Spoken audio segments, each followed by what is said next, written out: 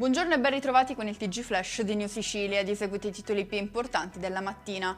Contributi per 4,6 milioni di euro per la costruzione di laghetti aziendali con l'obiettivo di fronteggiare l'emergenza siccità è quanto prevede l'avviso dell'assessorato dell'agricoltura della regione siciliana. Il governo Schifani, dichiara l'assessore Luca Sammartino, mette in campo risorse certe per il comparto agricolo.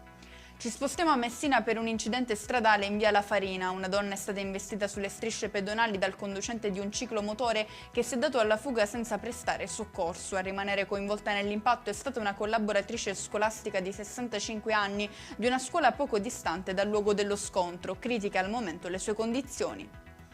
I maltrattamenti in casa e il racconto alla maestra. Finisce l'incubo di una bambina a Comiso, in provincia di Ragusa, vittima di un clima familiare poco sereno, dovendosi occupare della sorella minore e subendo percosse e insulti da parte della madre. La minore è stata affidata alla nonna paterna e seguita dai servizi sociali competenti. Risarcimento da quasi 1 milione di euro per gli eredi di un 78enne morto dopo essere stato mandato a casa da un infermiere del pronto soccorso dell'ospedale di Vittoria, ancora in provincia di Ragusa. Si era recato lì per un malessere dietro il quale si nascondeva un aneurisma mai diagnosticato. Picchiava la madre e vendeva i suoi elettrodomestici per la droga. Finisce così in manette un 29enne a Termini Imerese, nel Palermitano, resosi responsabile di diversi episodi di maltrattamenti nei confronti del genitore.